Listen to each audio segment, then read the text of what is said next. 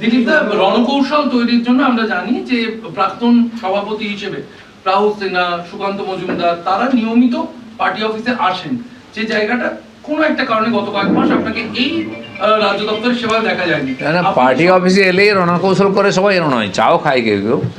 তা আমি তো, আপনারা জানেন যে আমি এই ধরনের মিটিংয়ে কম থাকি, আগেও থাকতাম, আমাদের টিম ছিল, তখন সুব্রত চ্যাটার্জি ছিলেন এর আগে ইলেকশন অবধি, তারা প্ল্যানিং করতেন, আমার সহায়তা থাকতো, আমার মতামত দিতেন। আমি মাঠে ঘাটে লড়াই করেছি, সাধারণ মানুষের মধ্যে গেছি, যেখানে বিজেপির কোনো ঝান্ডা ছিল না সেখানে গেছি, যেখানে বিজেপিকে ঢুকতে দেওয়া হতো না সেখানে গেছি, আর এইভাবে পার্টির বিস্তার হয়েছে। তো দুটোই চলবে। আমাদের পার্টির এখন অনেক অভিজ্ঞ নেতা আছেন যারা রণকৌশল তৈরি করতে পারেন, অনেকদিন রাজনীতি করছেন, তারা সবাই মিলে করবেন। এবং এখন পার্টি যে অবস্থা দাঁড়িয়ে আছে, কোন অবস্থা দাঁড়িয়ে আছে, মানে পার্টির অবস্থা আগে যে পার্টির কলেবর বেড়েছে, অনেক লোক বেড়েছে, হয়তো মাঝখানে রেজাল্ট কিছু, বিশেষ গত নির্বাচনে লোকসভাতে আমাদের রেজাল্ট ভালো হয়নি, 8টা সিট হারিয়েছি আমরা, সেই জন্য অনেকে ভাবছি বিজেপি কী হয়ে গেল। বাকি পার্টিগুলো দেখুন না, মমতা ব্যানার্জি আজকে ক্ষমতায় আছেন, তিনি কত বছর ধরে লড়াই করতে করতে জিতেছেন, কোথায় ছিল তিনি? তখন বিরোধী দলের এতগুলো সিটই পাননি, ক্ষমতায় আছেন। তো হয় পরিস্থিতির কারণে, বিভিন্ন কারণে।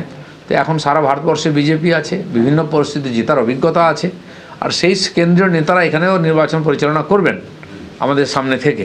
তো সেই জন্য লড়াইটা এবার একটু অন্য আঙ্গিকে হবে। যেভাবে শ্রমিক ভট্টাচার্য আপনাকে দুর্গাপুরের মিটিংয়ে যেতে বলেছে, শুভেন্দু অধিকারী যদি আপনাকে মিটিংয়ে ডাকে জনসভায়, আপনি যাবেন?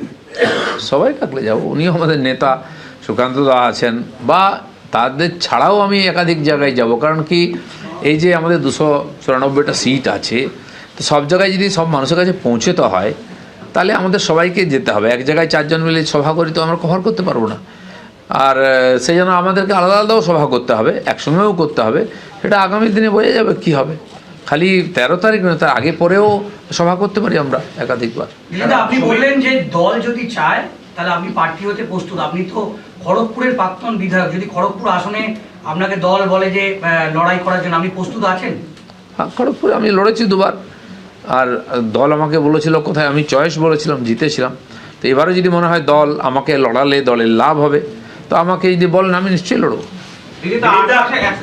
8 মাসের এই পিরিয়ডে আমরা দেখলাম যে দলের সাধারণ কর্মীরা, কিছু দলের কর্মীরা যারা আপনার একসময় শক্তি ছিল, তাদের কাছে অনেক জায়গায় আপনাকে বিভিন্ন রকম ভাবে হেনস্থার শিকার হতে হয়েছে, আপনাকে স্লোগান শুনতে হয়েছে, বিক্ষোভের মুখে পড়তে হয়েছে।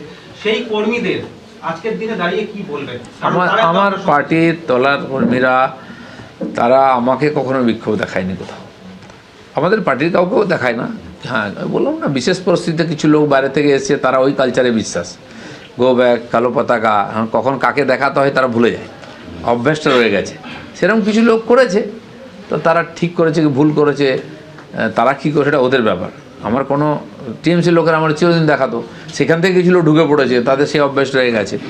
তো সেখানে তারা ঠিক করবে, বিজেপির কালচার মেনে নেবে, এখানে থাকবে কি থাকবে না, কোথায় যাবে, তাদের সমস্যা।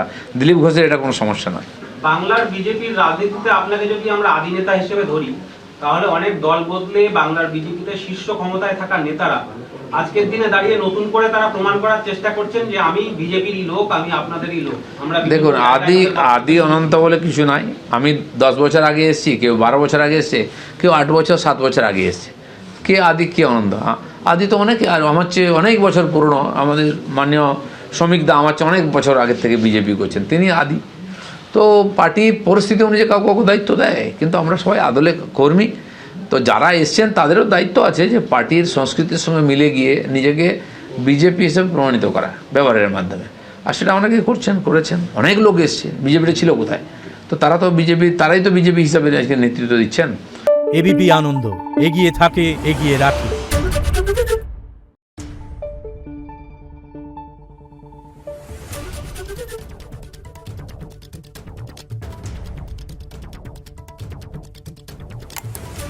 Thank you.